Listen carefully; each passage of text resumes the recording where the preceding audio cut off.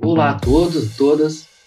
Mais uma vez é um prazer estar aqui na nossa sequência de podcasts, né? Um projeto que o Comitê de Assuntos Técnicos Tributários trouxe justamente para a gente ouvir diversos setores da economia a respeito da relação fisco-contribuinte, né? E principalmente agora nesse momento que nós vivemos, que é em relação à reforma tributária, que eu acho que é um ponto que vai atingir toda a sociedade e é bom que seja debatido isso entre todos. E hoje nós estamos aqui, então, com o Observatório das Relações Tributárias da Universidade de Caxias do Sul. É um prazer estar com vocês aqui hoje para nós avançarmos um pouco mais na temática da reforma tributária, mas também tentar entender um pouco desse projeto da Universidade de Caxias do Sul, que é composto por um grupo de professores, né, que tem o intuito de pesquisar academicamente, cientificamente, as relações entre fisco e contribuinte e agora, mais do que nunca, com a reforma tributária, né? Então é um prazer ter aqui comigo o professor Gilson, professor da Universidade de Caxias do Sul de Direito Tributário, professor Luiz Eduardo, professor convidado da Universidade de Caxias do Sul também em Direito Tributário, professor do pós-graduação em Direito Tributário, o qual o prof. Gilson coordena, que eu também tive o prazer de lecionar. Então é uma grande satisfação estar com vocês hoje aqui, né? Eu queria ouvir do prof. Gilson brevemente do que trata esse observatório, qual o objetivo dele, né? E o que a gente busca com essa relação do observatório com a sociedade, com a comunidade, o que ele pretende fazer a respeito das áreas tributárias, da reforma tributária, prof. Gilson. Olá, professor Pablo, professor Luiz, uma satisfação estarmos aqui para conversar um pouquinho, né, sobre as relações tributárias, como disse muito bem o professor Pablo. Pois bem, o ano passado, então, nós criamos, né, o Observatório das Relações Tributárias, né, na Universidade de Caxias do Sul. Esse observatório, né, ele é fruto de diversas conversas, né, que nós, os professores que atuam na área tributária, né, então temos aqui o professor Pablo, né, que é nosso professor da graduação e de pós-graduação e que atua nessa área tributária também, na área do direito empresarial, e o professor Luiz, né, que é nosso professor também da especialização em direito tributário, juntamente com outros professores, né, não só da área do direito, né, mas também da área da economia, né, temos a presença da professora Maria Carolina Gulo, né, no observatório, e também na área das ciências contábeis, né, de maneira que nós possamos estabelecer no âmbito da Universidade de Caxias do Sul, que é uma universidade comunitária e que tem a presença hoje, né, em inúmeros municípios da Serra Gaúcha, estabelecer uma discussão sobre as relações tributárias. E aqui, o professor Pablo colocou muito bem, não se trata de um observatório tributário, né, mas se trata de um observatório das relações tributárias. Justamente porque nós queremos, por óbvio, né, fazer uma análise a respeito do tributo, né, das espécies de tributos que nós temos hoje previstas, né, no nosso sistema tributário nacional, mas muito além do que isso, efetivamente fazer uma análise dessa relação fisco-contribuinte e mais do que isso, né, de provocar uma discussão no âmbito da sociedade brasileira, né, a respeito da função socioeconômica do tributo, né, que me parece que é bastante necessário trabalhar no âmbito da sociedade, a importância que o tributo tem, né, para a própria existência do Estado, porque é com o recurso decorrente da arrecadação tributária, da receita tributária, né, de todos os entes, seja o município, o Estado, a União, que as políticas públicas poderão ser viabilizadas, né? As diversas políticas públicas hoje na segurança, na saúde, na educação, entre outras, né, infraestrutura, né, precisam desses recursos. Então, é muito importante a gente ter o Observatório das Relações Tributárias. E nesse momento em especial, em decorrência da aprovação recente, né, no final do ano passado, mês de dezembro, da Emenda Constitucional 132, da reforma tributária, que agora está em processo de regulamentação, será objeto da nossa conversa aqui, né, se justifica ainda mais. Né? Por quê? Porque hoje existe na sociedade civil uma grande interrogação. Seja por parte dos atores diretos, né, os contribuintes, pessoas físicas, né, os contribuintes, pessoas jurídicas, né, seja por conta de todos os cidadãos, né, o que é a reforma tributária, né, ou quem sabe, o que é o tributo. Né? Porque muitas vezes as pessoas não têm noção, né, de que para que o Estado possa viabilizar o funcionamento, né, de uma rodovia, né, de uma estrada, há necessidade de recurso. Né? De onde é que o Estado, município, né, ou o Estado-membro retira esse recurso? Agora mesmo o Rio Grande do Sul passa por um período bastante delicado, em decorrência das enchentes do mês de maio, né, e nós mesmo aqui na Serra Gaúcha estamos com diversas dificuldades, né, de acesso.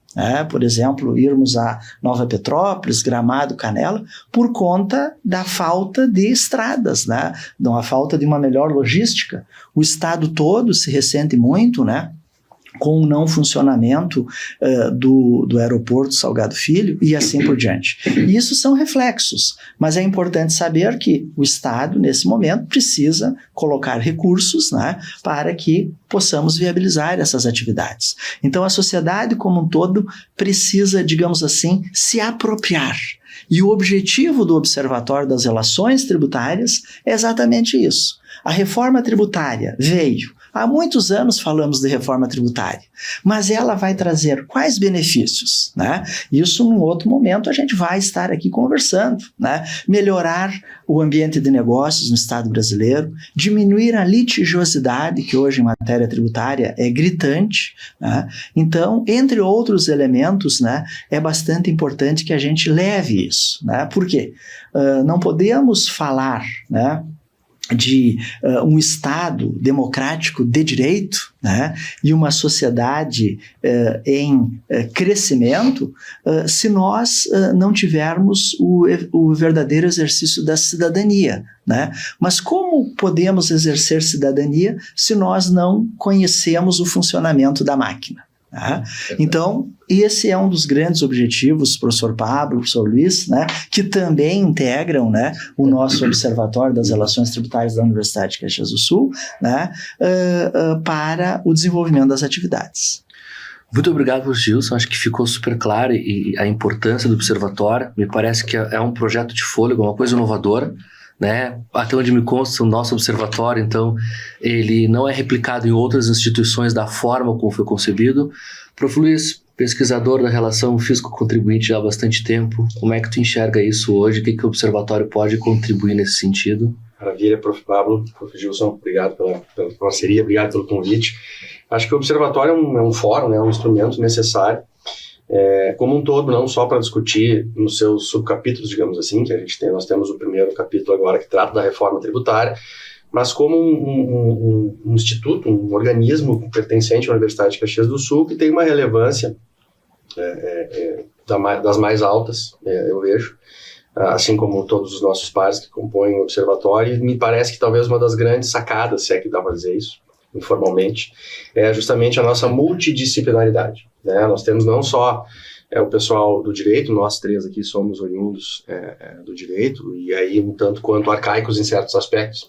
Nós trazemos um pessoal que no fim do dia opera e toca as coisas, os economistas, os contadores, que nos auxiliam muito aí em compreender como é que tudo isso que essas normas que são criadas, essas normas que são interpretadas, como elas funcionam, né, no segmento empresarial e para as pessoas físicas como um todo. Em relação à reforma, já entrando no ponto específico, me parece que, como o professor Gilson falou, ela tem uma envergadura que tende a se inserir em absolutamente todas as relações econômicas que nós fazemos parte enquanto contribuintes, que nós, enquanto empresas, fazemos parte, enquanto contribuintes, e também, isso é um ponto muito importante a ressaltar, também para o poder público. A reforma ela ataca a receita pública sob 2 aspectos. Ela ataca a receita pública do lado da arrecadação, ou seja, um novo formato de tributar operações, circulação de riqueza, manutenção de riqueza e assim por diante. E do lado do poder público, que me parece que vai passar um período, acima de tudo, longo, são 52 anos de transição para o poder público, um negócio maluco, uma das questões da reforma, mas que ataca a distribuição da receita. Então, é a angariação, a busca, a arrecadação das receitas e a distribuição das receitas entre os entes públicos, e aí a gente poderia entrar numa discussão de federalismo, que não me parece ser o caso aqui. Mas em relação ao que eu mais tenho ouvido agora, seja em âmbito profissional, seja em âmbito acadêmico, é um certo ceticismo, que dada a nossa recalcitrância institucional no Brasil, em certos aspectos, é absolutamente compreensível. Tenho ouvido de profissionais dos mais variados calibres, de empresários e de pessoas curiosas, em geral, duvidando que a reforma, de fato, vai parar de pé e que ela vai seguir. E aí eu me pergunto, mas a reforma vai sair? E assim, o que eu respondo? E aqui respondo a mesma coisa. A reforma já saiu. Ela já aconteceu. Nós temos uma emenda constitucional e, assim, a violência de certa parte do processo, o afogadilho de certas etapas, ele acaba favorecendo esse tipo de opinião. Mas aí é o processo legislativo que nós temos no Brasil, que é o que nós temos na mesa.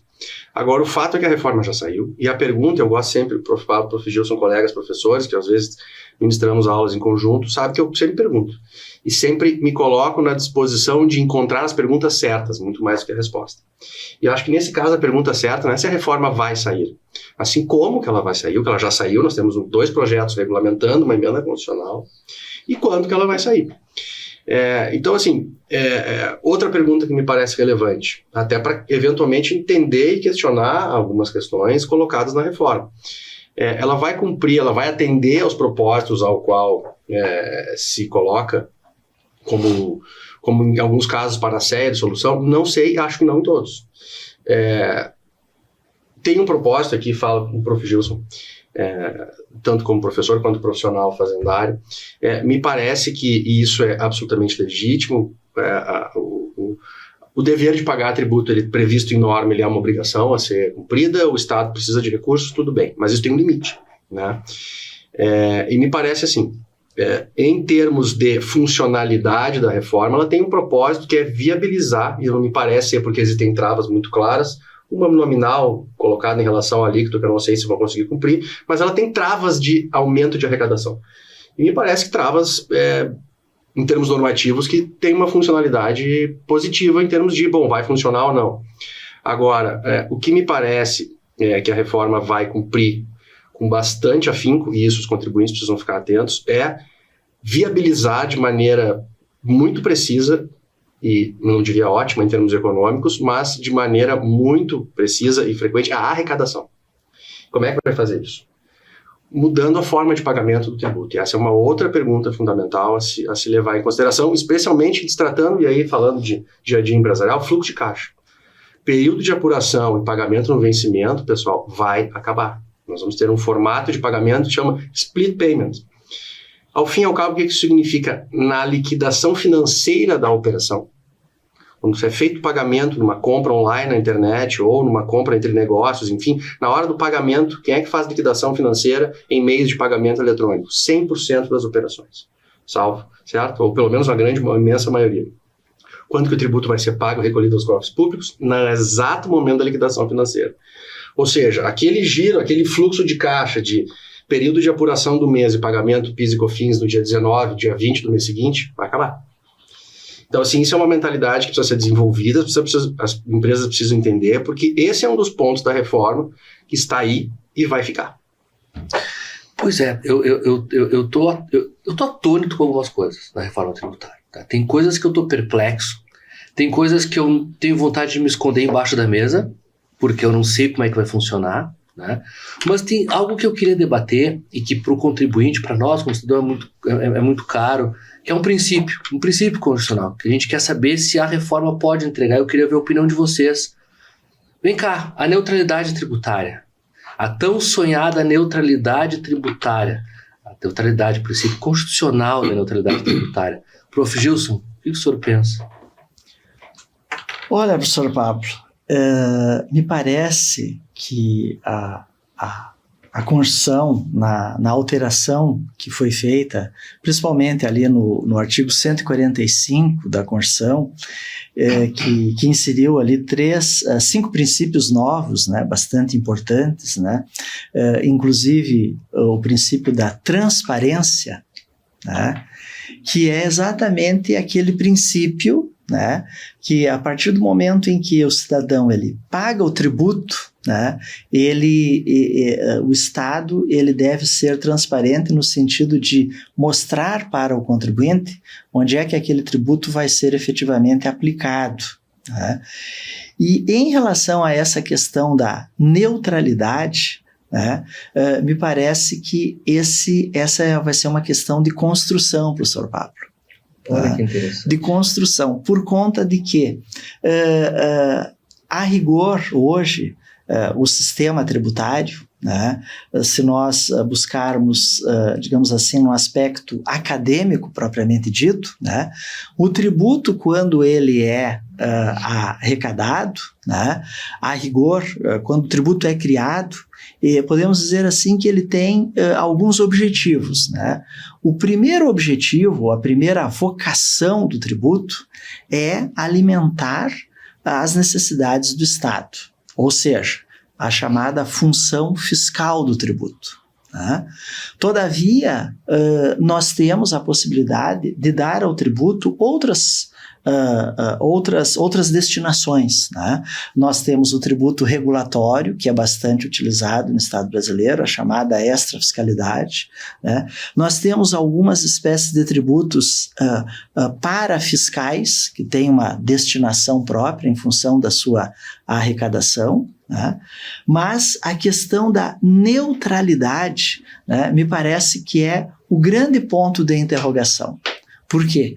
Porque no Estado brasileiro, né, essa história da neutralidade, ela praticamente nunca existiu, né? Então, eu vejo, né, que é um propósito bastante importante, né? E tomara que nesse período, inclusive que o professor Luiz comentou aqui, né, 50 anos, né, de implementação efetiva da reforma tributária, a gente possa seguir, né, ou possa atingir a neutralidade tributária, ou a neutralidade fiscal. Tá?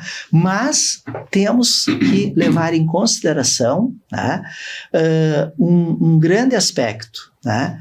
Nenhuma das pessoas políticas, seja o município, seja o Estado, seja a União, né, em decorrência da reforma tributária e em decorrência da sua regulação, né, por isso estamos aí diante de diversos embates, inclusive nessa regulação, né, vai querer perder receita, tá, até porque já tem essa receita comprometida com a realização de uma série de despesas públicas.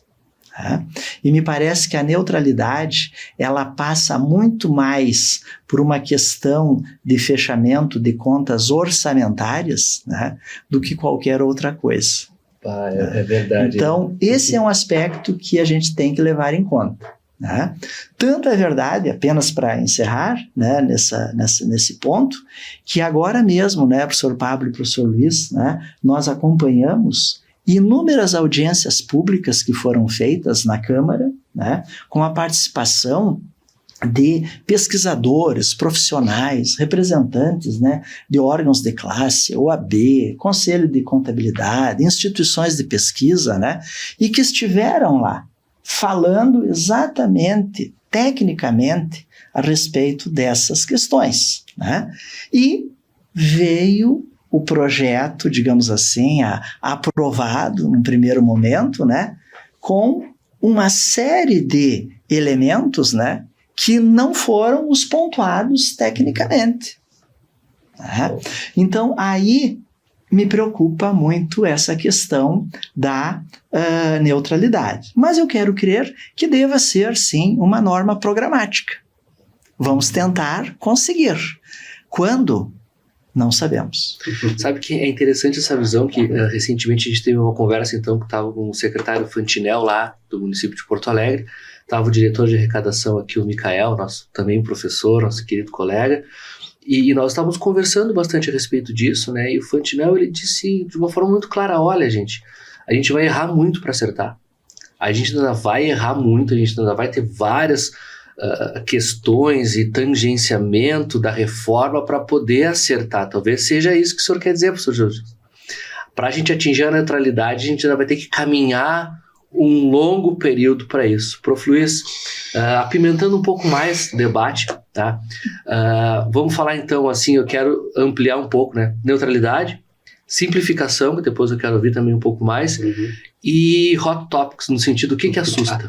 Vamos lá. O que assusta? Porque me parece que tem um detalhe que o Prof. Gilson trouxe, que eu acho que vale a pena a gente resgatar, é que na calada da noite, na reta final da votação, apareceu no texto regulamentar agora, o PL 68, né? Uma série de coisas que não foram debatidas nos grupos de trabalho, que não foram debatidas nas audiências públicas e chegou nos 45 do segundo, mais, né? No final da prorrogação, não, coloca mais isso. Mas essa foi acho que essa é a natureza do nosso processo legislativo brasileiro. Ela é um pouco assim. E vem sendo atuada de aprovação da reforma tributária. Isso é um projeto, o projeto nasceu lá na PEC 45, PEC 110. Né? A gente que conhece esses projetos há muitos anos. Né? Eu já li esse projeto há mais de 5, 6 anos, quando ele começou a sair. Então, assim, tudo bem, houve uma certa discussão, uma certa compreensão, mas existe um momento formal em que as coisas, no âmbito da criação de normas, criação de leis, a norma depois vai surgir da interpretação da lei, que no caminho de aprovação da emenda constitucional, o texto que foi votado da emenda constitucional foi conhecido na madrugada que ele estava sendo votado. Então, assim, vamos achar que as coisas vão mudar de uma hora da noite para o dia, né? Então tem um aspecto cultural muito forte por trás disso, que eu acho que faz parte, e é lamentável a gente achar que faz parte, mas é isso, né? Tem que tentar mudar, é uma questão de processo legislativo um pouco, né, anterior ao que a gente está discutindo aqui. Sobre a questão da neutralidade, tá? E eu acho que o reflexo disso, o reflexo de um processo legislativo acelerado, pouco refletido e muito influenciado. Eu quero pedir uma gentileza para o nosso ouvinte. O que é neutralidade tributária? Tá. Porque a gente entrou no princípio, mas não esclareceu, né? Eu vou falar. O que é, por favor, o que é neutralidade tributária? Eu vou falar o que é neutralidade tributária nessa reforma tributária. Que neutralidade tributária pode ser várias coisas. Tem anos de doutrina tratando sobre isso, aqui na Alemanha, na França, em vários lugares. Mas nessa reforma tributária, a neutralidade significa o seguinte, está no artigo 2º. Me permitam a leitura. O IBS e a CBS serão informados pelo princípio da neutralidade, artigo 2º do PL. Segundo o qual, esses tributos devem evitar distorcer as decisões de consumo e de organização da atividade econômica. Então, o que é o princípio da neutralidade aqui? Que os tributos busquem evitar a influência nas decisões de consumo e na organização da atividade econômica, ressalvadas as exceções previstas na Constituição e nessa lei complementar. Qual a chance de um tributo não influenciar numa decisão de consumo e numa decisão de organização da atividade econômica? Nenhuma. Meu ganha-pão, inclusive, é esse. Ajudar a organização de atividades econômicas em face da existência e durante a realização e a ocorrência de obrigações tributárias. Isso faz parte. Então, me parece que, mais do que programática, e aí mais do que apimentando o debate, isso aqui é um texto natimorto, que vai servir para tribunais interpretarem certas situações com uma linguagem aberta como essa, que sabe lá Deus como. E acompanha a jurisprudência administrativa, Conselho Administrativo de Recursos Fiscais, as estaduais um pouco menos, e aí tribunais regionais federais, STJ e o Supremo, que vem fazendo em matéria tributária, já sabe onde é que isso aqui vai acabar. Né? Assim como há questões, por exemplo, para finalizar essa questão normativa da reforma, e dentro da linha de otimizar a arrecadação, de novo, que é algo absolutamente legítimo, mas existe um dispositivo no projeto de lei, em via de ser aprovado, que diz o seguinte: a incidência do tributo independe da forma e da validade jurídica, portanto, acabem com as faculdades de direito, porque pouco importa a forma do negócio e a validade jurídica do negócio para a incidência da obrigação tributária, do tributo. Então, assim, nós compreendemos, quem conhece a jurisprudência administrativa sabe de onde vem isso. Né? Aqueles maus contribuintes que mal contribuem para o mercado, que violam a livre concorrência, que praticam uma atividade perniciosa em nível de mercado e em termos de arrecadação tributária, contribuíram para isso. Mas aí acabamos pagando por um... Posso falar o bordão? O justo paga pelo pecador? Exato. É isso? Exatamente. Essa é a ideia. É isso. Então, assim, o princípio da neutralidade, respondendo, na reforma ele é isso. Me parece que a aplicabilidade dele vai ter uma conotação interpretativa, claramente ele diz isso, e evitar já dá esse tom, ele evita, mas tem exceções na Constituição Federal, todas elas. Tá? Então, assim, em termos de hot topics, né, pontos, eu acho que o primeiro deles e principal, fluxo de caixa, interferência do formato de pagamento, e é isso, me parece que estamos caminhando para um formato de pagamento de tributos dos mais modernos do mundo. Até porque nós temos um sistema de pagamentos, sistema brasileiro de pagamentos, somos os mais modernos do mundo. Então, não há por que não se valer disso dentro de algo que é de fato legítimo. Os problemas serão outros, né? Uma questão correlata ao pagamento é a questão do creditamento, né? Aquele abatimento de créditos e débitos da tal não cumulatividade na reforma dita plena e restrita. Que vem a diferença do que nós temos hoje, vem condicionada, ainda que temperadinha agora nesse projeto que foi aprovado na Câmara, mas ela vem condicionada ao pagamento na operação anterior. Então, assim, creditamento, tudo aquilo que eu adquiri de bens e serviços, o tributo incidente ali, eu me credito, e aí nos meus débitos, à vista da minha prestação de serviços, da circulação de bens que eu comercializar, industrializar, eu vou abater aqueles créditos que eu tenho, não cumulatividade. Agora, hoje, como é que funciona a não cumulatividade? Aquilo que vem destacado em nota, aqueles tributos destacados em nota, que eu lanço em conta gráfica, me aproprio e lá no vencimento, depois do período de apuração, eu vou abater do meu débito e, teoricamente, pagar menos tributos. Isso vai acabar. O pagamento vai ser na operação e a relação crédito e débito de compensação vai ser na liquidação financeira da operação também. Então, assim, é uma mudança de paradigmas dramática em que as empresas, as autoridades fazendárias, todos nós precisamos nos preparar para a funcionalidade disso. Cada operador, as autoridades fazendárias, os advogados de contribuintes, os contadores, todo mundo precisa entender, os economistas, porque isso vai ter impacto econômico, vai ter impacto no dinheiro disponível no mercado, fluxo de caixa, é isso que é fluxo de caixa. Então, assim, esse é o primeiro grande ponto. Sistema de pagamento e creditamento. Acho que temos mais. Mas, peraí, então a gente tem um detalhe aqui que eu me pergunto, eu me questiono, quando eu vi os PLs, quando li, a gente leu, todos nós aqui lemos todos eles. Pessoal, 700 artigos. 700 artigos. E ainda tem o regulamento do IBS que vai vir com mais 1.000. Que vai vir, sem dúvida, mais no mínimo 1.000 artigos. Nós temos aí 800 páginas. Sim. Vamos lá, que vai diminuir quando a gente compilar num livrinho, mas 800 páginas, fora o regulamento. Prof. Gilson, vai simplificar? Um dos pontos fundamentais da reforma e que se buscou com bastante ênfase é exatamente a simplificação do nosso sistema tributário.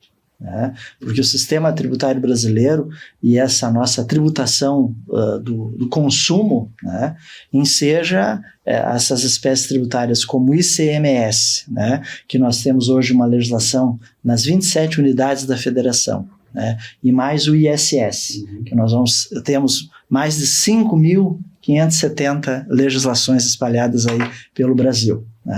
Então, a necessidade de uma simplificação.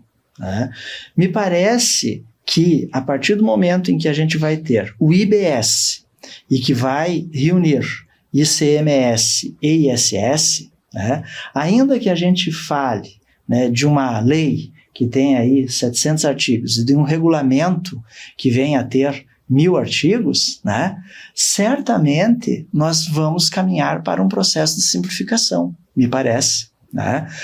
Por quê? Porque nós vamos ter uma legislação, uma única legislação, que vai valer para o Estado brasileiro, em relação a esse tributo. E especificamente em se tratando dessa junção do ICMS com o ISS. Então, me parece que aqui a gente tem uma simplificação. Agora, como estava colocando muito bem o professor Luiz, e talvez aí é que a gente consiga entender o porquê né, desse período agora, né, de extinção do ICMS e do ISS só lá por meados de 2033. Né? Então, assim, estamos aí falando de 10 anos, mais ou menos, né? E a implantação total daqui a 50 anos. Num primeiro momento, quando a gente ouvia falar isso o ano passado, o início desse ano, né, a gente pensava assim, mas isso é uma loucura, né?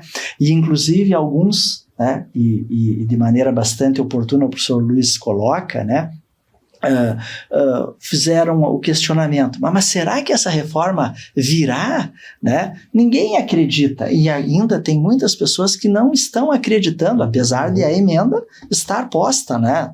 Foi promulgada, aprovada, está aqui no texto, né, da Constituição, né? E a regulamentação em breve virá também, né? Mas vejam só, se trata de uma verdadeira mudança de paradigma procedimental. E aí vai exigir um enfrentamento bastante significativo, né, das fazendas públicas, né, mas principalmente dos contribuintes. E principalmente dos contribuintes, pessoas jurídicas, né, das microempresas, das empresas de pequeno porte, né, e que constituem hoje em torno de 90% da economia brasileira, né, e que vão precisar ter uma adequação. E as empresas de médio e grande porte. Essa mudança de forma de pagamento, de forma de apuração, né, essa exclusão, né, de regimes como nós sempre conhecíamos, caixa, competência, né, mesmo no âmbito da contabilidade, né, vai representar uma mudança muito significativa. Tá? Mas, de qualquer maneira, quando isso estiver implementado, e vai exigir muito trabalho, tanto do público quanto do privado, tanto das instituições públicas, as fazendas, quanto do privado, me parece sim que ela vai trazer uma simplificação. Né? Mas, por isso, daquilo que a gente havia comentado anteriormente, haverá necessidade de uma apropriação. Eu não tenho dúvida nenhuma, né, que os profissionais que atuam nessa orientação, sejam os advogados, sejam os contadores, sejam os economistas, né, vão precisar de um período de formação, como nós estamos aqui no âmbito do observatório, trabalhando e tratando, né, as instituições de ensino, né, seja na graduação, no pós-graduação, né, e nós temos na Universidade de Caxias o curso, a especialização em Direito Tributário, né, que já está trabalhando e discutindo essas questões, né. Temos feito também no âmbito do Observatório das Relações Tributárias diversas palestras, né, professor Pablo, professor Luiz, também nos nossos cafés, diálogos tributários, do ano passado para cá, discutindo essas questões. A sociedade precisa entender, e principalmente os profissionais, né? E os gestores das empresas, né? Os empresários, né? Que num primeiro momento, né, podem estar assim com N pontos de interrogações, né? Sem dúvida nenhuma, também vão precisar se apropriar, no mínimo para entender o funcionamento desse complexo de relações. Mas eu entendo, sim, que ao final, né, nós vamos ter ganhos. Né? Lógico que isso vai depender um período de implantação. Né? Então, eu penso que em 10 anos, se nós trabalharmos efetivamente, arduamente, né, com sistemas funcionando, a partir de 1º de janeiro de 2026, a gente vai ter que trabalhar bem para efetivamente encerrar, né, o ICMS e o ISS em 2033. E por que isso? Porque nós vamos ter que estar trabalhando ao mesmo tempo com 2 sistemas. E isso vai gerar custos num primeiro momento, né? Mas me parece que vamos ter ganhos depois dessa implementação. Aproveitando a deixa para o Gilson, né, que acho que é uma curiosidade que todos os empresários têm, que a população tem em geral, eu trago 2 pontos. O primeiro é a linha do tempo. né, Prof. Luiz, como é que vai funcionar essa linha do tempo em parâmetros gerais aqui, dessa virada de chave, porque é uma dúvida que todo mundo tem, tá, mas quando é que muda? Quando é que esse tributo sai? Quando é que esse tributo entra? Então, acho que para o nosso ouvinte é importante a gente ter essa linha do tempo muito clara, e aí depois é a pergunta pimentosa, né, que não tem nada a ver com a linha do tempo, mas que é uma dúvida que todo mundo tem. A guerra fiscal entre estados vai terminar? Isso de fato vai acabar, a guerra fiscal entre estados? Porque me parece que os estados, depois de um determinado tempo, por isso a gente debater a timeline, vão poder estabelecer suas próprias alíquotas, tanto os estados quanto municípios. E eu tenho ouvido falar de vários empresários sediados aqui, nossos associados da SIC, diversos empresários da sociedade civil organizada, que dizem, olha, eu vou estudar, de repente eu vou tirar minha firma daqui, eu vou para outro estado, porque como é que vai ficar a logística, né? E o princípio do destino, que é uma coisa que a gente pode falar também daqui a pouco, né? O princípio do destino, que agora a tributação não é mais na origem, a tributação vai se dar no destino, transporte de cargas, e me perguntaram, mas vem cá, transporte de passageiros. Eu disse, transporte de passageiros é no local da saída, e transporte de cargas é no local da entrega. Então tem algumas coisas que a gente tem que procurar entender, Prof. Luiz. Sim, muitas coisas. Eu acho assim, uma coisa que o professor Gilson comentou, dentro da linha de simplificação e da linha do tempo. Nós temos aí uma curva de aprendizado muito longa nesse tema da reforma, porque ela é extensa, ela é complexa, com viés de simplificação, que eu acho que talvez daqui 10, 15, 20 anos se simplifique. Mas existe um período de adaptação inevitável, né? Uma reforma da envergadura como essa, ela é uma reforma difícil de se fazer, ela demorou 60 anos para acontecer, e é uma reforma que necessita de acomodação política. E nessa acomodação política, as coisas acontecem e as normas vêm como elas vêm, e nós temos um texto dado, cabe tentar reformar aquilo que é reformável, e questionar o questionável e obedecer o que tem que ser obedecido. Bom. Mas em termos de simplificação, curva de aprendizado, linha do tempo. Em 2026 se inicia o período de transição, em que vão ser pagos IBS a 0,1%, CBS a 0,9% e se continuará pagando ICMS, ISS-QN, PIS e COFINS. Então esses começam a conviver todos esses tributos e os sistemas de apuração, os sistemas informáticos e assim por diante. Esse 0,1 de IBS, 0,9 de CBS serão compensáveis ou ressarcíveis, compensáveis com PIS e COFINS. Em 2027, se extingue PIS e COFINS completamente e entra em vigor a pleno a CBS, muito provavelmente com uma alíquota de 8,8%, 9%, algo do gênero. Tá? Em 2028, segue sendo, a CBS já estará a pleno, PIS e COFINS extinto. E em 2028, o IBS segue a 0,1%, segue pagando o ICMS a pleno, compensando com PIS e COFINS, o IBS e CBS sendo paga também já a pleno. Em 2028, né? Em 2029 se inicia a transição de verdade, que vai até 2032 da seguinte forma. A cada ano, durante 4 anos, o ICMS é reduzido, a carga tributária, a alíquota de ICMS, vamos simplificar, ela é reduzida em 10% por ano.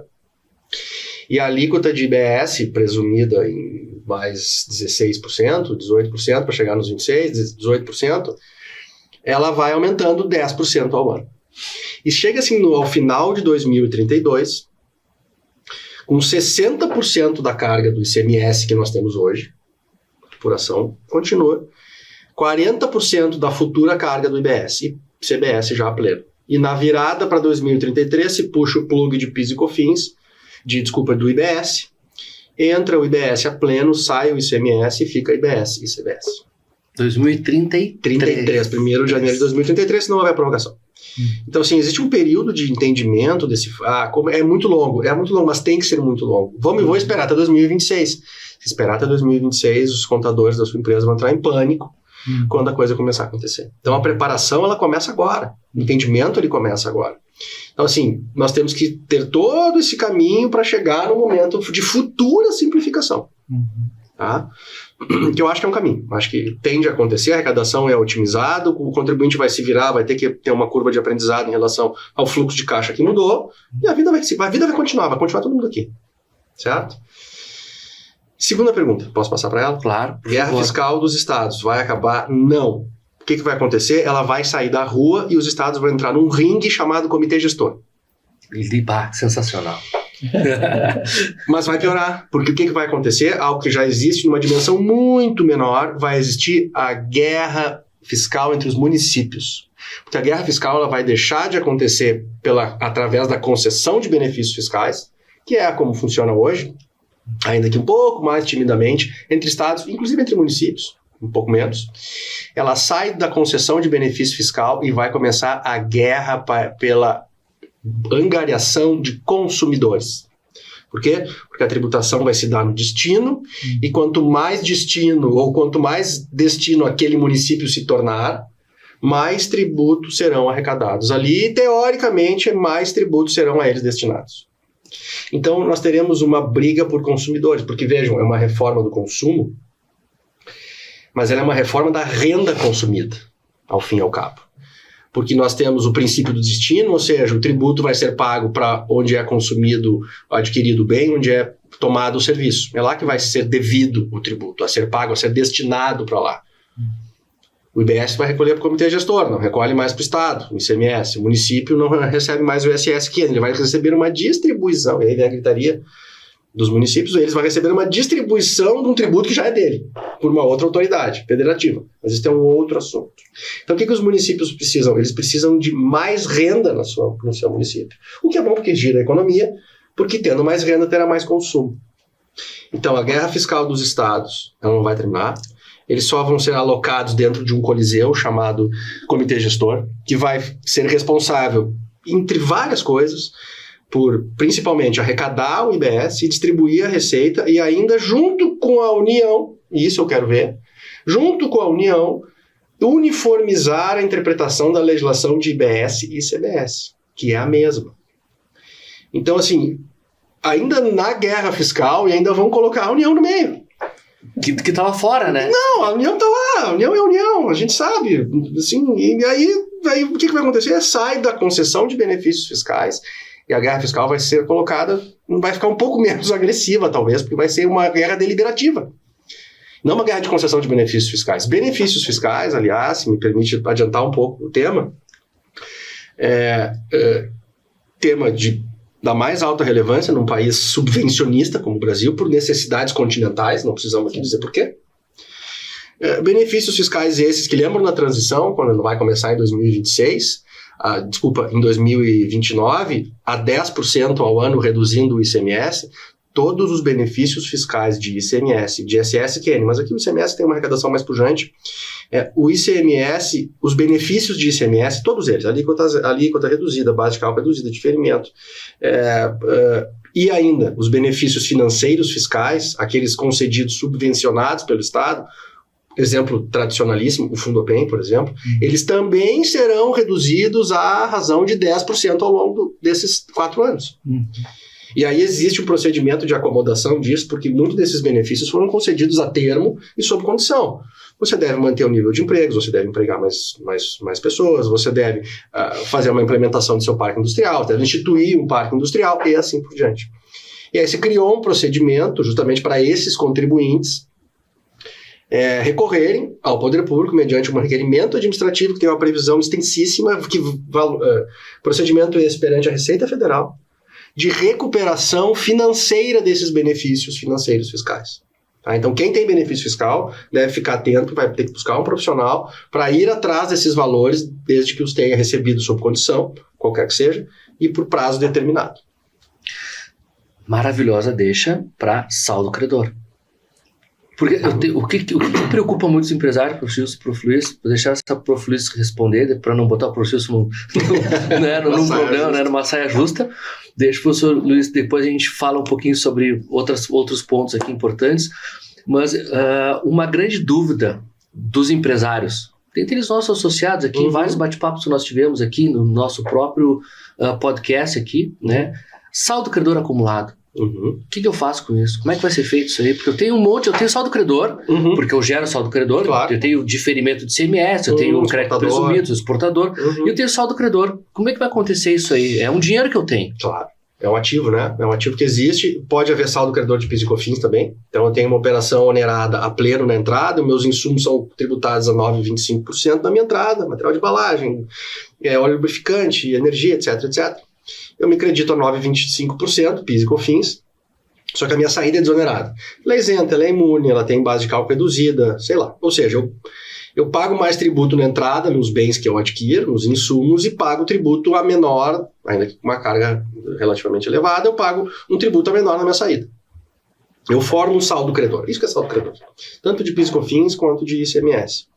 Também, assim como que para os incentivos fiscais, incentivos financeiros fiscais, existe um procedimento administrativo previsto no PL, específico para viabilizar, ou seja, se você tem um crédito, um saldo credor, você vai ter que fazer um procedimento administrativo perante a sua Secretaria de Fazenda, Estado do Rio Grande do Sul, ou Receita Federal, se for crédito de PIS e COFINS, ou até de IPI, é viável também a acumulação de crédito de IPI, homologar este saldo credor perante a autoridade fazendária competente, com procedimento administrativo já regulamentado, ainda vai ser finalizado, depois vai ter a regulamentação administrativa disso, para solicitar e viabilizar a compensação desse saldo credor com IBS, se for saldo credor de ICMS, ou com CBS, ou com outros tributos federais, se for crédito, saldo credor de PIS e COFINS.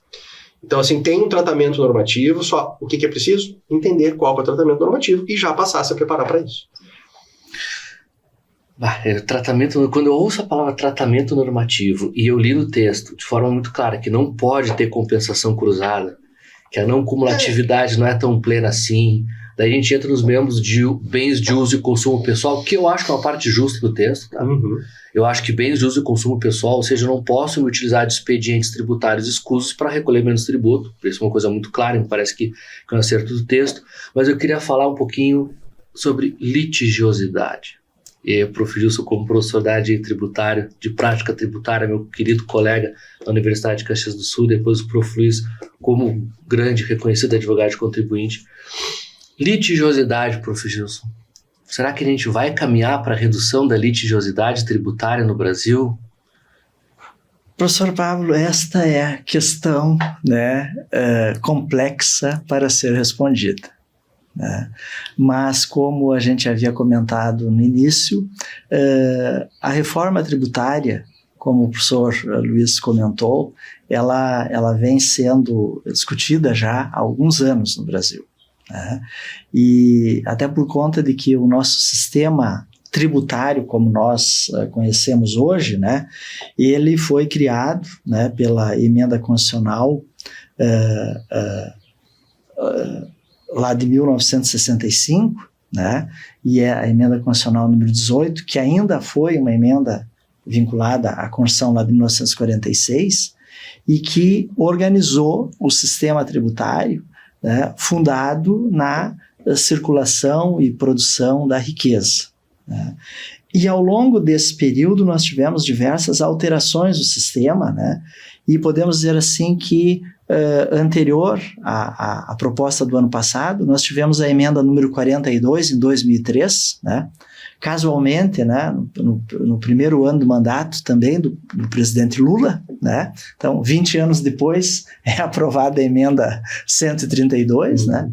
E a emenda 42, ela, digamos assim, ela ficou conhecida, né, como uma emenda, né, de reforma tributária também. Trouxe algumas poucas alterações ali no sistema tributário nacional, mas já fez alguns pequenos enfrentamentos, né? Todavia, esta emenda, né, que daquele período, então, 20 anos, né, vinha sendo trabalhada, gestada, discutida, né, e que foi objeto dessas duas propostas, né, a 45 e a 110, respectivamente, lá da Câmara e do Senado, né, dois grandes objetivos, dois grandes pressupostos. Melhoria do ambiente de negócios no Estado brasileiro, para que nós possamos ter uma segurança jurídica, né? E automaticamente e consequentemente uma diminuição da litigiosidade, né? Todavia, da maneira como veio, né, a própria emenda 132 e principalmente a maneira como está caminhando a regulamentação, né, nesses PLs que foram apresentados, né, de lei complementar, né, eu não tenho dúvida de que nós teremos, né, sérias discussões ainda nos nossos órgãos, né, do judiciário, né, seja do Estado, seja da União. Então, a diminuição da litigiosidade tributária, eu penso que ela ainda vai continuar nos próximos anos, aí, inclusive nesse período até 2033, né? E, quiçá, como disse o professor Luiz aqui, né, até mesmo pelo foco, né, dos municípios, né, e do próprio conselho gestor, né, enfim, nós vamos ter ainda alguns embates nesse sentido. E aí a grande preocupação, né, da efetividade, né, porque a gente está, digamos assim, empenhando muitas energias, né, os próprios profissionais, os próprios sistemas, é todo um custo que é agregado ao produto. Hoje nós falamos que um dos grandes problemas do ambiente do negócio do Brasil é o custo Brasil, né, e nós precisamos de uma reforma tributária justamente para tentar diminuir esse custo Brasil. Né? Só que em função da maneira como está sendo posta, né, e voltando à própria questão da neutralidade, né, eu tenho severas dúvidas, né, a respeito da diminuição da litigiosidade. Luiz? Litigiosidade, né? Em termos quantitativos, nós temos aí instituições das mais autorizadas acadêmicas do Estado, INSPER, FGV e outras tantas, tentando quantificar quanto que é a litigiosidade no Brasil, e há alguns anos se fala no valor de aproximadamente $1 trilhão, 5 trilhões de reais sendo discutidos em âmbito judicial, em âmbito administrativo, nas 3 esferas de governo: Estados, municípios, União, Distrito Federal. Então, esse é um ponto assim, nós vamos acabar com uma coisa que aconteceu. A União Federal tem 2,5 trilhões de reais em dívida ativa. E a própria União Federal, através da Procuradoria-Geral da Fazenda Nacional, reputa que mais de 60% desses 2,5 é crédito podre. E ainda assim, de certa forma, mesmo racionalizado, ainda segue indo atrás disso. Então, assim, nós temos uma litigiosidade instaurada. Índices nos relatórios que a Receita Federal produz todos os anos, plano de arrecadação, plano de fiscalização do ano corrente e uma demonstração, né, um relatório da arrecadação do ano passado. Você olha, tem ano a ano, desde 2008 a 2009, se faz um levantamento de quantas autuações, que um dos papéis da Receita Federal é tributar situações não submetidas à tributação pelo contribuinte e promover autos de infração, atuar o contribuinte para pagar o tributo que não pagou. Ponto.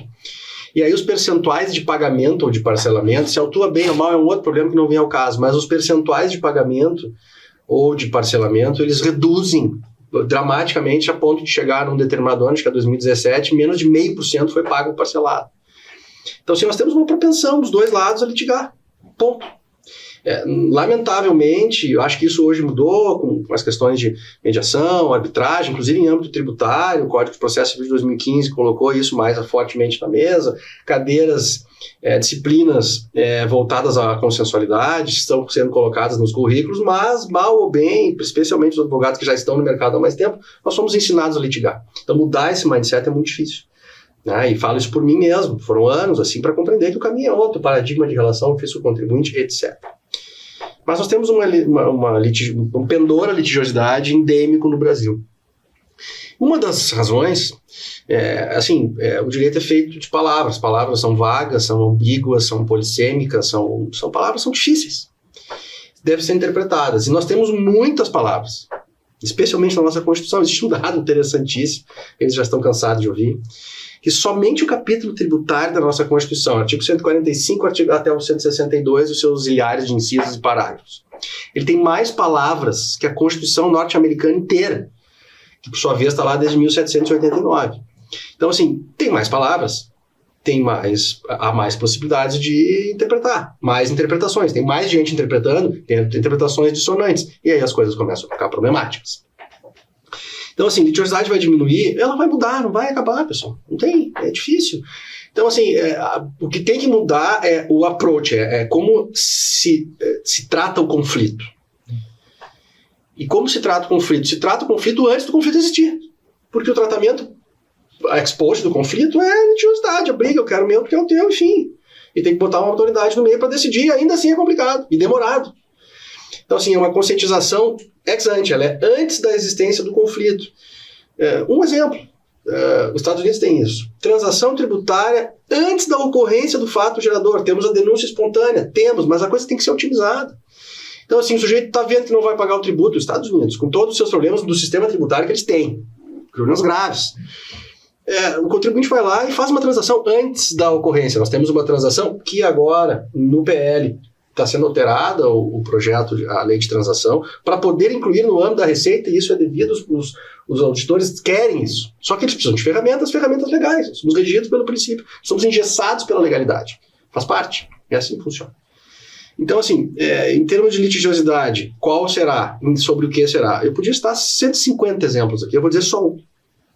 Insumos de PIS e COFINS, creditamento para fins de abatimento dos débitos. Quantos anos levamos para chegar, para a Receita ter uma instrução normativa, 2.155, não me lembro agora qual é o número, precisa, ela diz o que é, o que não é insumo. Fizemos um café tributário exatamente sobre isso, levamos anos.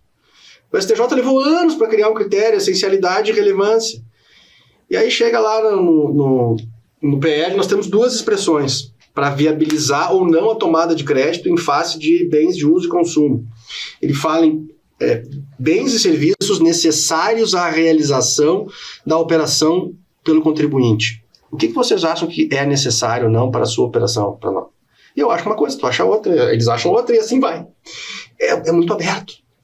Outra operação, outra expressão, né? Bens e serviços utilizados exclusivamente na atividade econômica do contribuinte. O que é exclusivamente utilizado na atividade econômica do contribuinte? Me perdoe, mas papel higiênico é. E não vai ser insumo. Que é uso de consumo pessoal, íntimo, mas se não tem papel higiênico, as pessoas não vão trabalhar.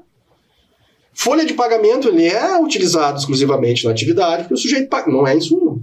Isso é um ponto que eu acho que foi um desacerto. Então, assim, tem expressões, palavras que vão ter que ser interpretadas, e em sendo interpretadas, elas vão gerar problemas, ainda porque elas serão interpretadas por seres humanos.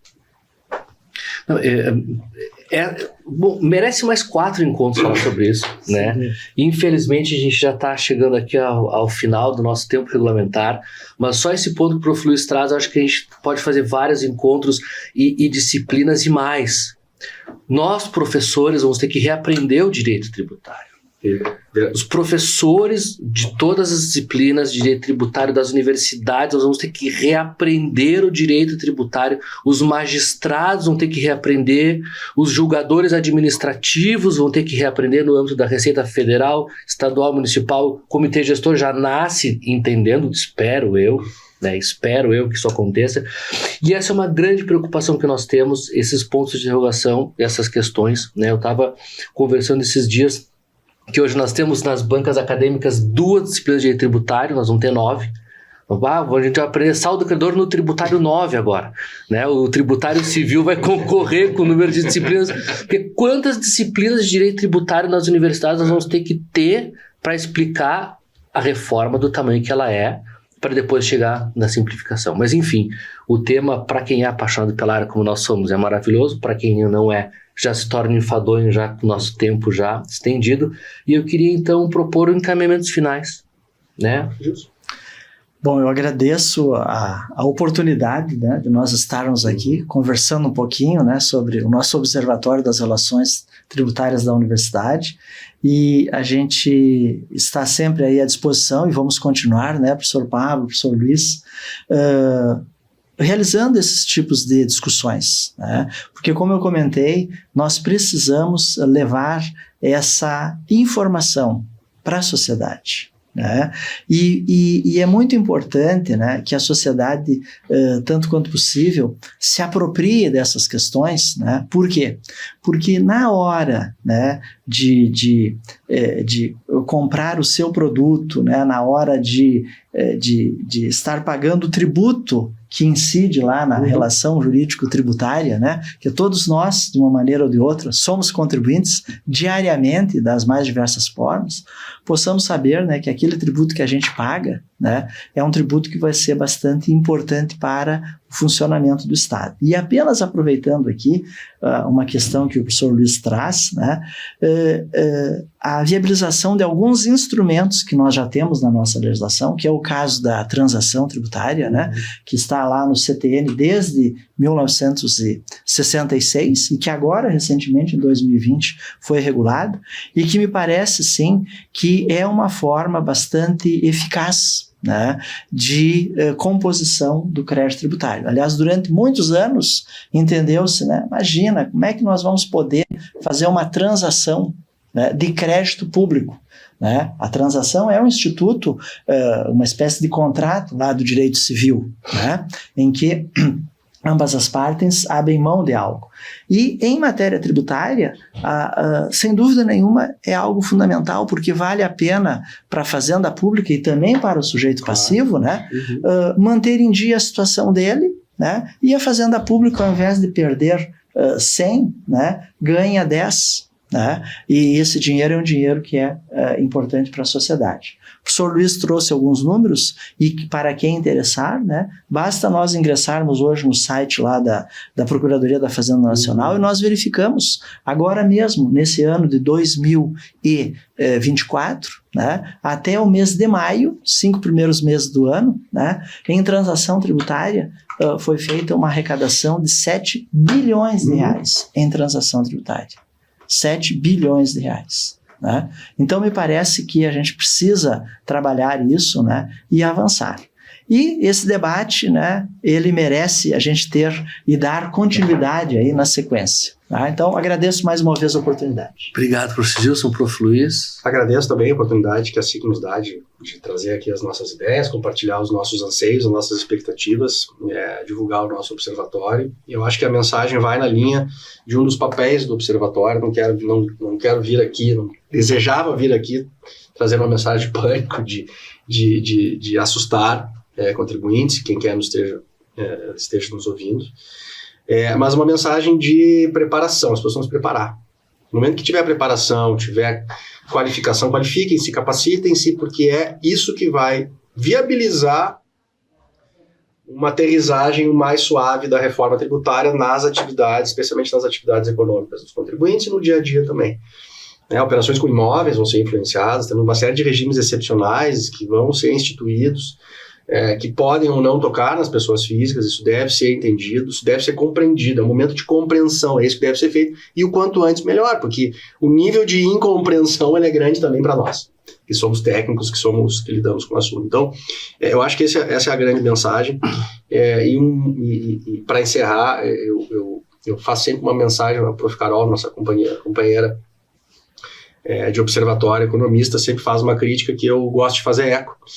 E estamos tratando de reforma tributária, de medidas de arrecadação, de distribuição de receita, um drama para certas partes do poder público, das autoridades não, mas dos entes federados, estados e municípios basicamente, mas se fala muito pouco ou não se fala da orientação do gasto público.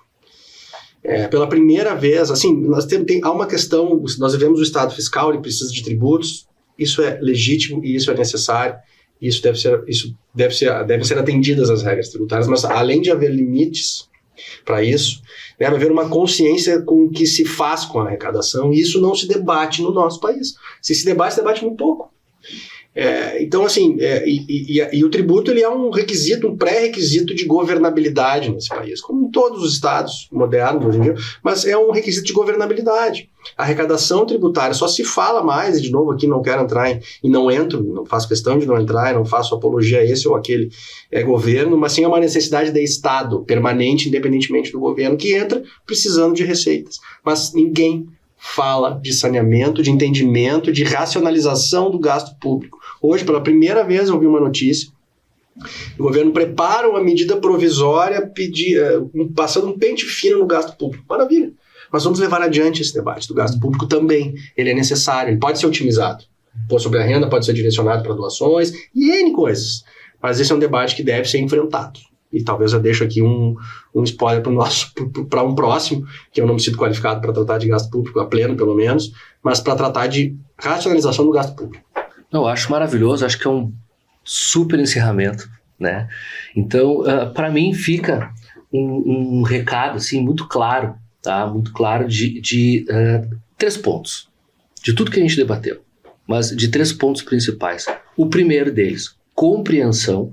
Nós precisamos, enquanto sociedade, compreender a reforma. Vou dar um passo atrás, ela vai acontecer. Já aconteceu. Os céticos dizem, não teremos reforma. A reforma tributária, ela não vai acontecer, ela já aconteceu. Né? E aí nós temos o que, então, em termos de conclusões aqui? Compreensão, preparação, né? Nós precisamos compreender, nós precisamos nos preparar e, pelo que eu entendi, nós temos que travar um novo debate como sociedade, que é a racionalização do gasto público. Me parece que a reforma tributária é relevante, ela moderniza o sistema tributário nacional, ela simplifica ao longo do tempo, mas nós precisamos enfrentar um debate que vem junto com ela, que não está acontecendo junto com ela. Né? Que eu preciso arrecadar, mas eu preciso saber como distribuir e o que fazer com essa arrecadação. Muito obrigado, foi um grande prazer. Para mim foi maravilhoso estar com vocês aqui hoje. Eu acho que foi um podcast, um podcast maravilhoso para os nossos ouvintes, para os nossos associados aqui da SIC. É um prazer participar com o Observatório das Relações Tributárias e certamente teremos vários outros capítulos para debater ao longo só da reforma, né? E breve estaremos aqui falando sobre a regulamentação e regulamentação do comitê gestor, que é um ponto que ainda nos assusta bastante. Muito obrigado, um prazer aqui, obrigado pela audiência, obrigado. E mês que vem temos novamente o nosso podcast aí com novidades, com outros setores. Acho que vai virar o pessoal do SESCOM aqui falar com a gente um pouquinho sobre a visão contábil da reforma, que também assusta e assusta demais, mas aí é um papo para uma outra hora. Muito obrigado a todos.